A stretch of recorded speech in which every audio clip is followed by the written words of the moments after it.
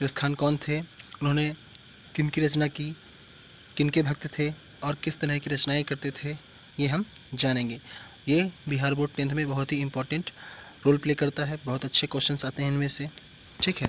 तो इनके बारे में आपको जो इनका जीवन परिचय है उससे भी क्वेश्चन आते हैं और इन्होंने जो रचना की है उससे भी क्वेश्चंस आते हैं। तो चलिए दोस्तों, समय ना गवाते हुए शुरू करते हैं हम अपना ये सेशन। चलिए, तो कहा जा रहा है रसखान है, रसखान, ठीक है, रसखान। इनका नाम क्या है, तो इनका नाम है रसखान। देखिए, इनका पूरा नाम की अगर बात करें तो इनका पूरा नाम है सैयद इब्राहिम रसखान, सैयद ठीक है। इनका पूरा नाम है सैयद इब्राहिम रसखान, सैयद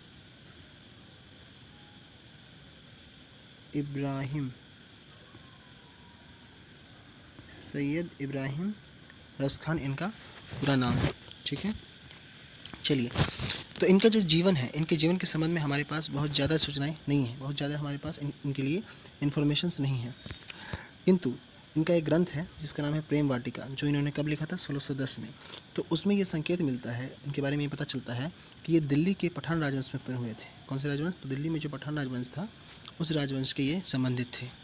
और इनका रचना काल का अगर बात करें तो ये जो है मुग़ल बादशाह जहांगीर के समकालीन थे।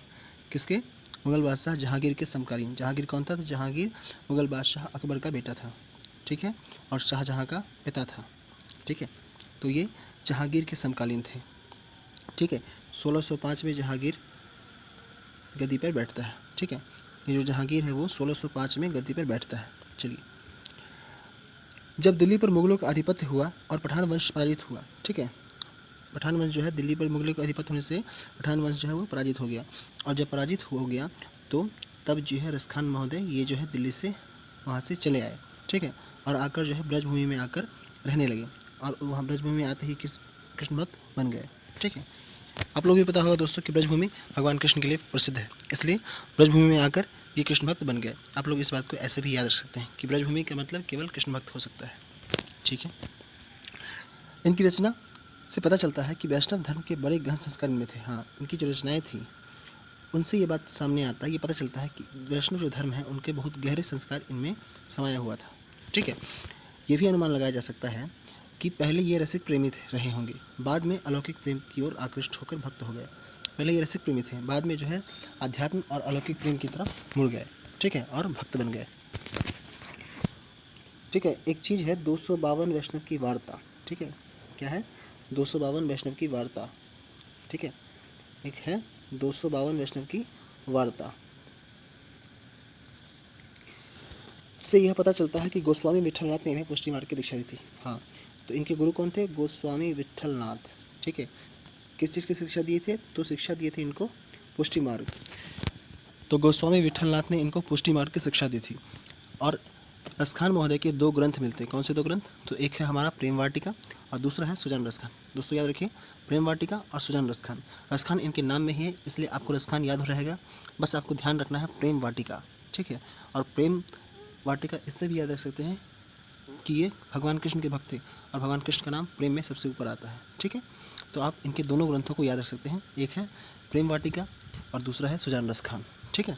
चलिए आगे बात करें तो प्रेम वाटिका में अगर बात करें तो प्रेम निरूपण संबंधी रचनाएं हैं और सुजान रसखान में कृष्ण की भक्ति संबंधी रचना है, ठीक है। प्रेम वाटिका में जो है प्रेम के बारे में बताया गया है और सुजान रसखान में भगवान कृष्ण की भक्ति के बारे में बताया गया है, ठीक है। रसखान ने कृष्ण का लीलागान पदों में किया, सवियों में नहीं किया, ठीक है। यहाँ क्या कहा जा रहा है कि भगवान कृष्ण का जो लीलागान किया गया है वो पदों में नहीं किया गया है बल्कि सेवैयों में किया गया है, ठीक है। सेवैयों में, सेवैया जो होता है छंद में एक प्रकार है, ठीक है। जब आप छंद पढ़ेंगे तो आपको सेवैया के बारे में पता चल जाएगा। तो रसखान जो है सेवैया छंद में बहुत सिद्ध थे, ठीक है। सेवैया जो है छंदों में से एक छंद होता है और रसखान महोदय जो है वो आपको सेवैया छंद में बहुत ही सिद्ध थे, बहुत अच्छे जानकार थे। जितने सरस, सहज और प्रवाहमय सेवैये रसखान के हैं उतने शायद ही किसी अन्य हिंदी कवि के हैं। रसखान महोदय जो है सेवैया छंद में बहुत ही सिद्ध थे, जिसमें क्या था कि सहज सरस प्रवाह में रवैये रसखान के हैं उतने शायद ही किसी अन्य हिंदी कवि के हैं। ठीक है, इनका कोई सवैया ऐसा नहीं मिलता जो उच्च स्तर का ना हो, मतलब कि इनके सारे सवैये कैसे हैं, वो हाई लेवल के हैं, उच्च स्तर के हैं। उनके सवैयों की मार्मिकता का आधार दृश्यों और बाह्यांतर स्थितियों की योजना में है। ठीक है, इनका आधार क्या है, तो दृश्यों और बाह्यांतर स्थितियों, बाहर का और अंदर की स्थिति और जो दृश्य होता है उनकी योजना में जो है इनका आधार है, वहाँ से ये सवैयों को जन्म देते हैं। वहीं रसखान के सवैयों के ध्वनि प्रवाह की अपूर्व माधुरी में है। इनका जो ध्वनि प्रवाह है, मतलब आप इसको जब गा के बोलिएगा तो अत्यंत मधुर लगेगा। ठीक है, और बहुत ही एक अच्छा राग पकड़ता है। चलिए आगे कहा जा रहा है,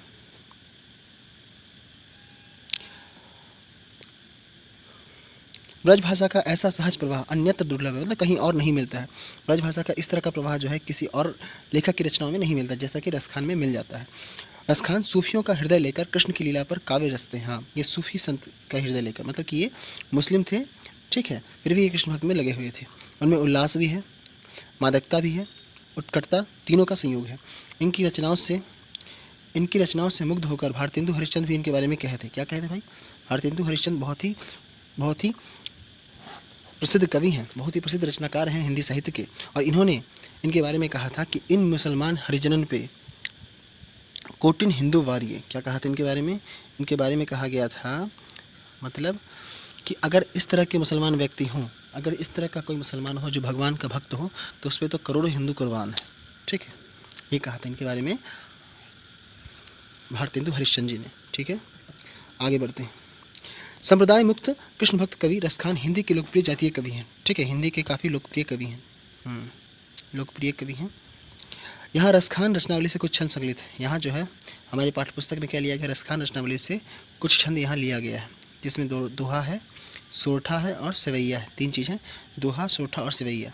ठीक है, रसखान रचनावली से यहाँ तीन चीज़ लिया गया है, दोहा, सोरठा और सवैया। दोहा और सोठा में राधा कृष्ण के प्रेम में युगल रूप पर कवि के रसिक हृदय की रीझ व्यक्त होती है। दोहा और सोठा जो है, इन दोहा और सोठा पर अगर बात करें, दोहे और सोठा में राधा कृष्ण के प्रेम में युगल रूप पर कवि का जो रसिक हृदय है उसका रीझ व्यक्त होता है, कितना अच्छा से रीझ गया है। और सवैया में भगवान कृष्ण और उनके ब्रज पर जो है कवि अपना जीवन का सब कुछ छोड़ देना चाहते हैं, सब कुछ निछावर कर देना चाहता है, और वो बात इसमें दिखता है। ठीक है, तो चलिए हम लोग अब आगे बढ़ते हैं, अब इनके सवैयों को पढ़ते हैं, इनकी रचनाओं को पढ़ते हैं। इससे पहले मैं आपको इसके नोट्स भी दिखाता हूँ, नोट्स भी बना सकते हैं। देखिए यहाँ मैंने मेंशन किया है रसखान, इनका पूरा नाम क्या है, सैयद इब्राहिम रसखान। ठीक है, ये जो है मुग़ल बादशाह जो है जहांगीर के समकालीन थे। जब मुग़लों का आक्रमण हो गया तब जो है ये ब्रजभूमि में आके बस गए, और ये जो है वैष्णव धर्म के अनुयायी थे। वैष्णव धर्म का जो है इनमें संस्कार दिखता है। और यहाँ पर देखिए लिखा हुआ है कि गोस्वामी विठलनाथ ने इन्हें पुष्टि मार्ग की दीक्षा दी थी। ठीक है, अब पुष्टि मार्ग क्या होता है, वो तो इतिहास और भक्ति के चीज़ का विषय है। ठीक है, इसमें और अगर आगे बढ़े तो इसमें लिखा हुआ है कि 252 वैष्णव की वार्ता, 52 वैष्णव की वार्ता, वहाँ से इनके बारे में पता चलता है। ठीक है, चलिए आगे बढ़ते हैं। ये देखिए इनकी रचना, ये है, एक है प्रेम वाटिका। ठीक है, प्रेम वाटिका है, और दूसरा हमारे पास रचना कौन सा है, तो दूसरा है हमारे पास सुजान रसखान। ठीक है, प्रेम वाटिका और सुजान रसखान, दो रचनाएं। तो प्रेम वाटिका में प्रेम का निरूपण है, और सुजान रसखान में जो है भगवान कृष्ण की भक्ति का निरूपण है। दोनों बात यहाँ दिखाया गया है। चलिए आगे बढ़ते हैं। छंद है, ठीक है, इनके छंद में अगर बात करें तो क्या क्या चीज़ है, तो इनके छंद में एक दोहे हैं, फिर दूसरा सोठा है, और तीसरा हमारा सेवैया है। तीसरा क्या है, तो तीसरा हमारे पास सेवैया है। ठीक है, दोहा और सोठा की अगर बात करें तो दोहा और सोठा में क्या है, तो दोहा और सोठा में अगर बात कर लें तो दोहा और सोठा में भगवान कृष्ण और राधा, ठीक है, राधा और कृष्ण का प्रेम के बारे में बताया गया है। जबकि सेवैया में अगर बात करें तो सेवैया में जो है कृष्ण भक्ति जो है उच्च स्तर की दिखाई गई। ठीक है, सेवैया में कृष्ण भक्ति जो है उच्च स्तर की दिखाई गई है। उसमें उल्लास भी है, उसमें मादकता भी है, उसमें उत्कटता भी है, इसमें संयोग भी है। ठीक है, और भारतेंदु हरिश्चंद्र जी ने इनके बारे में क्या कहा है, इनके बारे में कहा है कि इस तरह के अगर मुसलमान व्यक्ति हों तो उस पर करोड़ों हिंदू निछावर। देखिए यहाँ लिखा हुआ है कि इन मुसलमान हरिजन पे कोटिन हिंदू वारिये। ठीक है, क्या लिखा हुआ है इसमें, कि इन मुसलमान हरिजन पे कोटिन हिंदू वारिये। देखिए यहाँ लिखा हुआ है, यहाँ से हम देख सकते हैं। ठीक है, देखिए भारतेंदु हरिश्चंद्र जी ने इनके बारे में ये कहा था कि इन मुसलमान हरिजनन पे कोटिन हिंदू वारिये। तो बहुत ही अच्छी बात कही थी। इस तरह के व्यक्ति बहुत कम होते हैं। ठीक, चलिए तो हम लोग आगे बढ़ते हैं और अपने विषय पर आते हैं। और हमारा है अब हमारे पास दो यहाँ रसिक, ये है प्रेम ऐनी श्री राधिका पहला है। इसमें हम लोग को भगवान कृष्ण और राधा जी का प्रेम के बारे में समझाया गया है। और दूसरा है करील के कुंजन ऊपर वारो, मतलब भगवान कृष्ण की भक्ति में अपना सब कुछ छोड़ देने का प्रण लिया है इन्होंने। ठीक, चलिए तो इसका भी मैंने नोट्स बना रखा है, मैं आपको नोट्स के पास ले चलता हूँ, हम लोग उसमें से पढ़ के बात करते हैं। ठीक, चलिए हमारा ये देखिए, इसमें है क्या दिया है, प्रेम ऐनी श्री राधिका। देखिए इसमें है कि प्रेम ऐनी श्री राधिका, प्रेम बरन नंद नंद, प्रेम वाटिका के दो माली मलिन द्वंद, मोहन छवि रसखानी लाखी, अब दृग अपने नाही, अचय आवत धनुष से छोटे सर से जाही।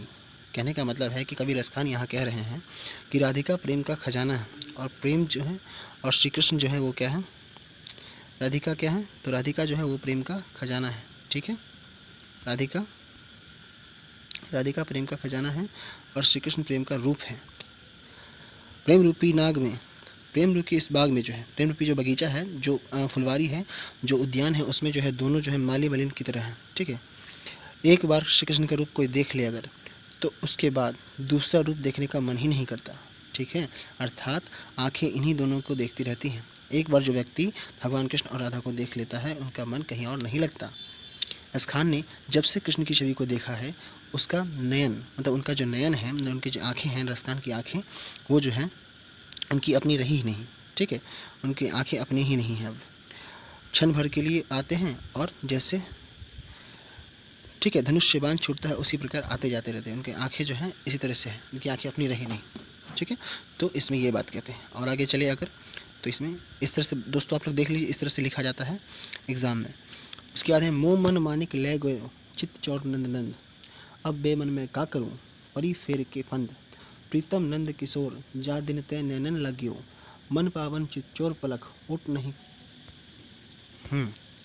कि मेरे मन को श्री कृष्ण ने चुरा लिया है। क्या कहते हैं रसखान जी, कि मेरा जो मन है उसको किसने चुराया है, श्री कृष्ण भगवान ने चुरा लिया है, जिसके कारण अब जो है ये बिना मन के हो गए, मतलब इनके पास मन ही नहीं रहा, तो ये बेमन हो गया है। ठीक है, यहाँ लिखा हुआ है ये बेमन हो गया है। मेरा मन इच्छा रहित हो गया, अब इनके मन में कोई इच्छा ही नहीं बाकी रही। ठीक है, इनके मन में कुछ इच्छा नहीं रही। लेखक अपनी विशाल ठीक है व्यवस्था प्रकट करते हुए कहता है, ये मजबूर हो गए हैं, विवश हो गए हैं, वो प्रकट करते हुए कहते हैं कि जिस दिन से मैंने प्रेमी श्री कृष्ण को देखा है, उसने मेरा मन चुरा लिया है। उन्होंने क्या कर लिया है, उन्होंने इनका मन ही चुरा लिया है। चलिए, बहुत अच्छी बात है, कितना वाह भगवान कृष्ण। हाँ, तो इसका मतलब है कि इसमें जो है रसखान क्या करेंगे, इसमें जो रसखान भगवान कृष्ण के लिए सब कुछ छोड़ने के लिए तैयार हैं। ठीक है, इसमें जो कहा जा रहा है, देखिए आप खुद देखिए, या लकुटी अरु कमरिया पर राज, तिहुपुर की ताजी डरो, आठवों सिद्धि नवरिधि को सुख, नंद की चाय चराई विसारो, नंद की गाय चराई विसारो। कहने का मतलब है कि इनकी जो लकुटी कमरिया, भगवान कृष्ण जिस लाठी और कंबल से गाय चराने के लिए निकलते थे, अगर वो इनको मिल जाए, ठीक है, देखिए यहाँ कहा जा रहा है कि मन में इनका इच्छा क्या है कि अगर श्री कृष्ण की लाठी और कंबल, ठीक है, लाठी और कंबल इनको मिल जाए, तो तीनों लोक का जो राज्य है उसको छोड़ देंगे। किस लिए, तो गाय चराने के लिए, नंद बाबा की इनकी गाय मिल जाए तो, है ना। और साथ ही साथ आठों सिद्धियाँ और नवनिधि का सुख भी छोड़ देंगे। कितना बड़ा बात कहा गया दोस्तों, ज़बरदस्त। चलिए आगे है, रसखान कबो इन आखन सो, ब्रज के बनवाग तडाग निहारो, कोटि करो कल धौत के धाम, करील के कुंजन ऊपर वारो। तभी क्या कह रहे हैं, बहुत बड़ी बात कह रहे हैं कि जब इनसे मेरी आँखों ने ब्रज के जंगलों, वन वाटिका, तालाब, कांटे झाड़ी, लताएं छाई हुई, ये सब कुछ देखा है, तब से यह इच्छा होती है कि ऐसे मनोहर उपवनों की सुंदरता के सामने कीमती महल भी बहुत नीचा प्रतीत होता है इनको। ठीक है, जब से ये प्राकृतिक सौंदर्य देखा है इन्होंने, तब से इनको महल के सुख भी बहुत ही तुच्छ और बहुत ही नीचा प्रतीत होता है। यही जो भक्ति है, वही सच्ची भक्ति है, जो भगवान और भक्त को ऐसी जोड़ देती है कि वो हर सुख को भूल जाता है। बहुत अच्छा दोस्तों, तो इसी के साथ हमारा ये वीडियो हम यहाँ समाप्त करते हैं। आप चैनल पे नए हैं तो चैनल को सब्सक्राइब करें, वीडियो को लाइक करें और अपने दोस्तों तक उसको शेयर कर दें, ताकि हमें आगे वीडियो बनाने का मोटिवेशन मिलता रहे और आपके लिए हम और ऐसे अच्छे वीडियो बनाते रहें, ठीक है, जो आपको एग्ज़ाम टाइम में बहुत ही काम आएंगे। आप अपना 15 से 20 मिनट देकर आप इसको तैयारी कर सकते हैं। धन्यवाद।